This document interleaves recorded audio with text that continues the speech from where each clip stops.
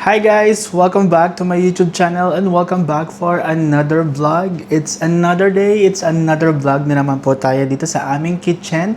So ano ba ang gagawin natin dito? Magbe-bake na naman po tayo guys. And today's vlog, magbe-bake po tayo ng blueberry cake with almond and walnuts. So guys, pakita ko sa inyo ang ating mga ingredients na kakailanganin. So lapit ka rito ating cameraman. So since blueberry nga yung ating bibake, meron po tayo ditong blueberry. Siguro around mga 500 grams ng blueberry. Meron din po tayo itong chopped almond and walnuts. Meron po tayong 2 pieces ng egg. Meron po tayo ditong half cup ng melted butter. Gagamit din po tayo ng 1 cup ng fresh milk full cream. Gagamit din po tayo ng vanilla essence. 1 teaspoon ng baking powder, 1 teaspoon ng baking soda, pinch of salt, 1 cup ng brown sugar, 2 teaspoon ng cinnamon powder, and also 2 cups ng all-purpose flour. Okay guys, so napakita na ko sa inyo yung mga ingredients.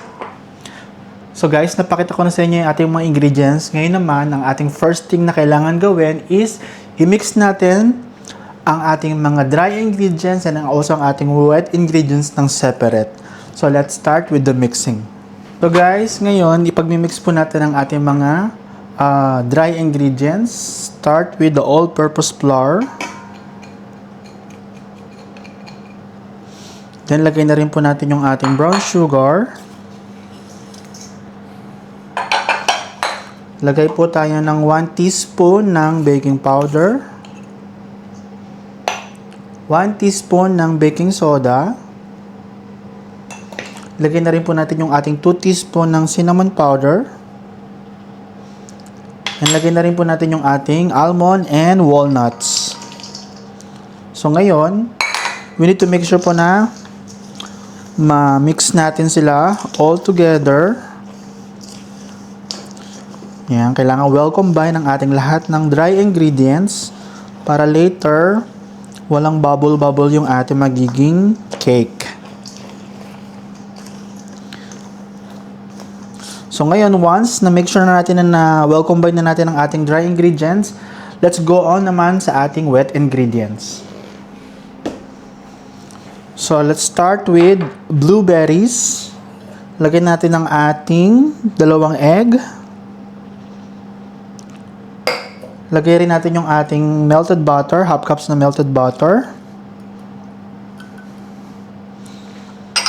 Then maglalagay po tayo ng 1 cup ng fresh milk.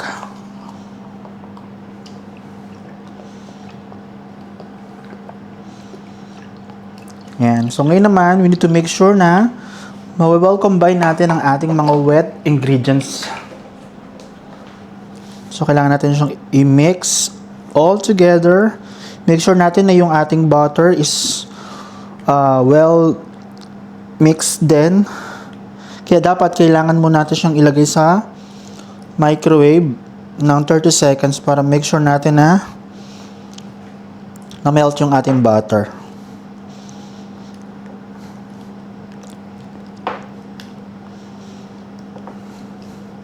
So guys, lagyan natin ng 1 teaspoon ng vanilla essence ang ating mixture. So ngayon naman, ilalagay na po natin ang ating mixture. Ang wet ingredients at ang dry ingredients, pagsasamahin na natin siya. Yan. So make sure lang natin guys na mag-well combine ng ating wet and dry ingredients.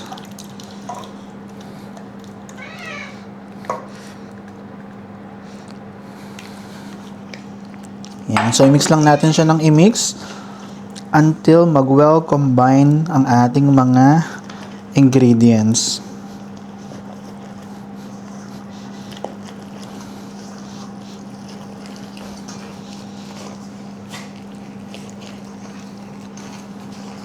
Guys, ito na.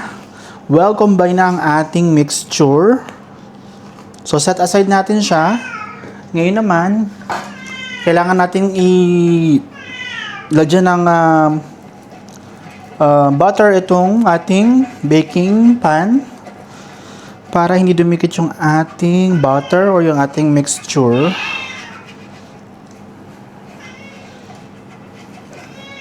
Yan. Make sure lang natin all sides malagyan natin ng butter. Yan.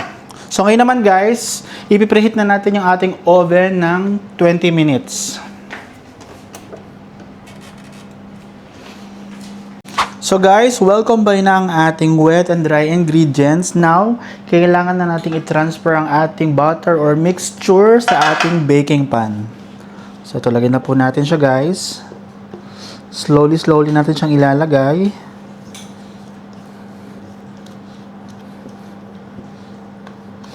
So again, ang ating i-bake is blueberry with almond and walnuts. Yan. First time natin gagawin tong flavor na to.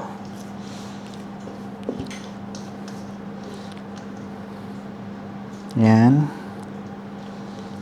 Kapag nilagay nyo na lahat ng mixture sa baking pan,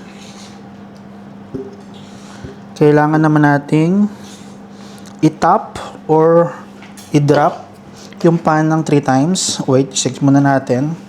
Then, tsaka natin siya i-drop.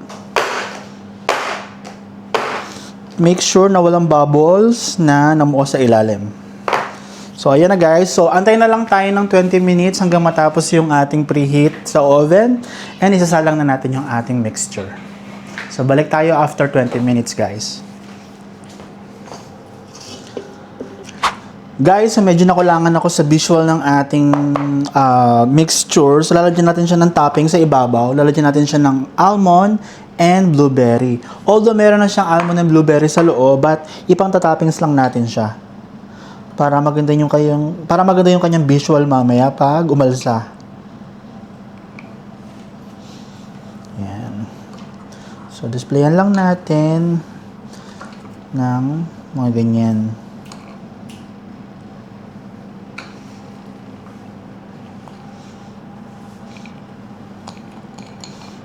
Yan, kung itsura na. Yan, ganyan na lang natin. So guys, ito na yung itsura ng ating mixture. Yan. So, lagyan na natin siya sa oven. Tapos na yung ating preheat time. Lagyan na natin siya sa oven. Patay mo. So guys, ito na. Tapos na yung ating preheat time. So, isasalang na natin yung ating mixture sa oven. Lapit ka dito, camera. Yan, salang na natin siya. Okay, so ganun pa din. 45 minutes, 150 degrees. So ayan guys, nasalang na natin ang ating mixture and balik tayo after 45 minutes or almost 1 hour kasi meron din siyang cooling time na 15 minutes. So balik tayo later guys. So guys, nakasalang na yung ating mixture sa oven and mag-aantay na lang tayo ng 45 minutes para maluto siya and then additional 15 minutes para sa cooling time. So by the way, yung binake pala natin is again blueberry with almond and walnut. So first time natin gagawin yon and di pa natin alam kung ano magiging kakalabasan niya kasi first time din tayong hindi naglagay ng banana. Usually naglalagay tayo lagi ng banana but this time walang banana but meron lang tayong milk and eggs. So, let's wait kung anong kakalabasan ng ating binake and I hope masarap siya. So, dyan lang kayo guys. Balik tayo after 45 minutes. Guys, so ito luto na ang ating blueberry cake with walnut and almond. So, titikman na natin siya guys and napakabango niya. So, I hope na masarap siya. Kasi ito yung first time na nag-bake ako ng walang banana. It's just egg, flour, and butter. So, ito siya guys. So, tikiman time. So, end ko na po yung vlog and I hope nag-enjoy kayo. And if you did, please like, please share, please subscribe if you haven't yet. See you on my next vlog. Bye-bye!